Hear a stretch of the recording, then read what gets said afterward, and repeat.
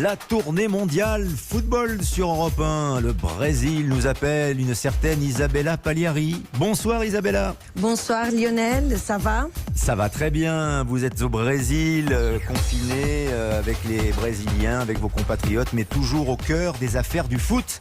Isabella et notamment Neymar, lui aussi toujours au Brésil, mais apparemment il s'entraîne très très dur dans le but de reprendre avec le PSG bien sûr. C'est ça, encore sa communication a fait savoir un peu les quotidiens de Neymar. Il est au Brésil depuis le 18 mars. Et voilà, il est encore à sa maison à Mangaratiba, sur la côte de Rio de Janeiro. Il a dit que ici, au Brésil, il s'entraîne dur. C'est au même rythme, il a la même fréquence qu'il aurait au club. Il a dit, je m'entraîne encore plus dur en fait, avec plus d'activités pour compenser la manque de jeux. Et en fait, l'intention, c'est d'être prêt quand il va retourner au club. Pour l'instant, pas de date. Et avec lui, il y a Ricardo Rosa, son préparateur physique, qui explique un peu comment ça marche, les programmes d'entretien. Il dit qu'on maintient un bon niveau de performance pour que Neymar puisse retourner en France à tout moment et à bon état. Le travail, c'est un peu varié. Il fait des travail de force, de prévention aussi avec les ballons, parce qu'il a un droit chez lui, chez le Neymar, de foot volley. Mais ils font aussi des travail avec les ballons sur les terrains. Ils essayent de créer un peu des jeux de manière ludique, comme ça, pour que Neymar puisse être à bon état et pour qu'ils ont un peu de temps pour s'entraîner et pour reprendre les matchs. C'est Ricardo Rosa qui a expliqué ça. Évidemment, et ça doit le satisfaire. Ça doit satisfaire évidemment le Paris Saint-Germain et notamment le kiné préparateur physique du PSG, Bruno Mazziotti, avec qui vous avez échangé le travail de Neymar, mais également des autres joueurs du PSG. Pour l'instant, le rassure.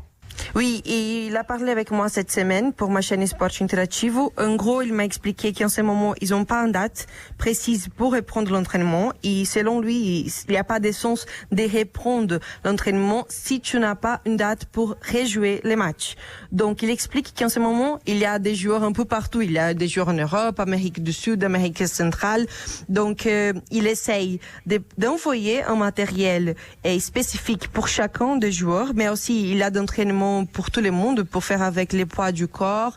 Mais il a expliqué qu'en ce moment, des études, il dit, pour ne pas trop stresser les joueurs, il faut faire un peu soft, mais avec beaucoup d'attention. Il a dit, comme c'est la première fois dans l'histoire qu'on vit cette période, 2 mois d'entraînement, il a dit, je sais pas comment les joueurs vont arriver, je sais pas combien de temps on a besoin pour rejouer à haut niveau, mais en tous les cas, le fait de jouer de prendre soin de son corps, de bien manger, de faire un peu d'entraînement et d'avoir aussi le sommeil, parce qu'il dit qu'en ce moment, c'est vraiment important de bien dormir pour ne pas trop stresser leur tête. C'est ça.